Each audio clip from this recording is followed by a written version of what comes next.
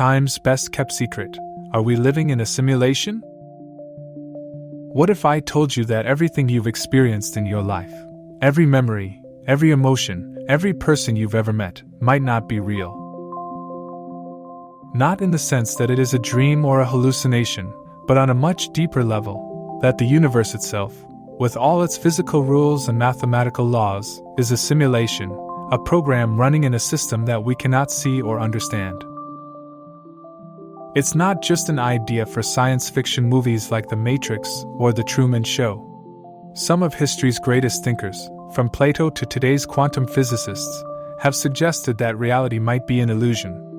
And if that's true, the question is not just whether we live in a simulation, but who or what is running it and for what purpose. Welcome to one of the biggest questions of existence. To understand this idea, we have to go back to one of the first philosophers to propose it, Plato, more than 2,000 years ago.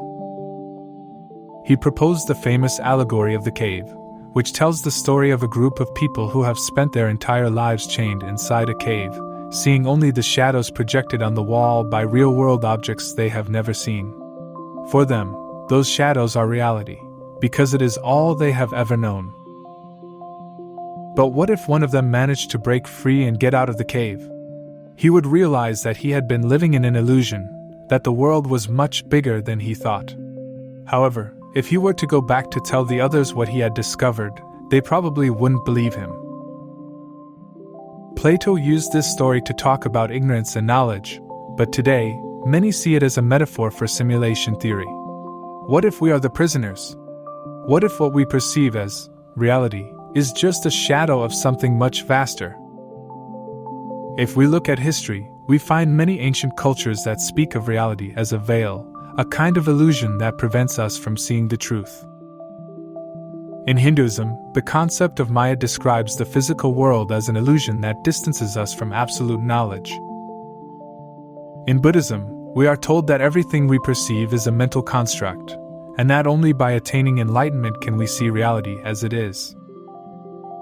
In Gnosticism, there is talk of a demiurge, a being who created the physical world to keep us trapped, hiding the true nature of the universe from us. Even in Kabbalah, there are similar ideas. Material reality is just a layer over a deeper truth that we cannot easily perceive. Could it be that all these traditions were describing the same thing, each with its own language and symbolism? So far, all this sounds more like philosophy and religion.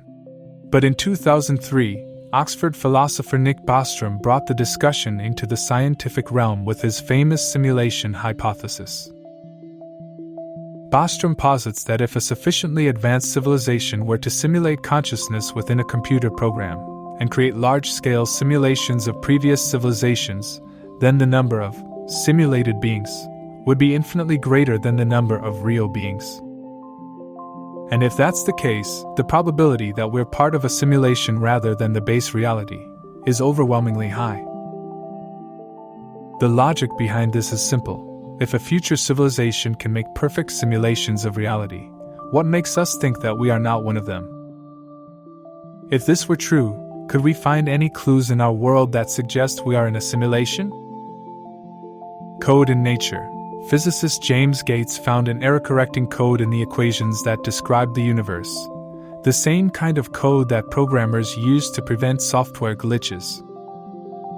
Pixels of spacetime. Some physicists believe that the universe may be made of tiny pixels, called spacetime quanta, which would suggest that it is a digital system rather than something continuous. Quantum simulations. In quantum mechanics, particles appear to behave differently when observed, as if the universe were rendering reality, only when someone looks at it, exactly like a video game would do to save resources. But if all this sounds too crazy, there is something more disturbing. We are learning to create simulations ourselves. With the advancement of artificial intelligence, the metaverse and quantum computing, we are approaching a point where we could build digital worlds with beings who believe that their reality is the only one that exists. If we are on the verge of doing it, what makes us think that another civilization hasn't done it before? Perhaps AI is not the future, but a reflection of our own origin. If all this is true, if we really lived in a simulation, would it change the way you live your life in any way? Would you still value your experiences, knowing that they are just lines of code? And if you were given the option to wake up and exit the simulation, would you do it? But wait.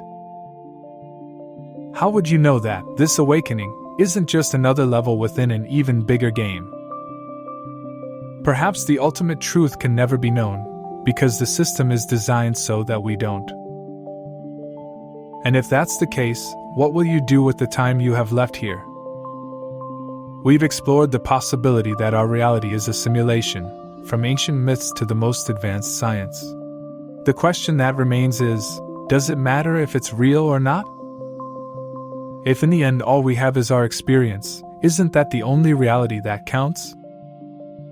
Tell me in the comments, if you could leave the simulation, but without knowing what was outside, would you do it?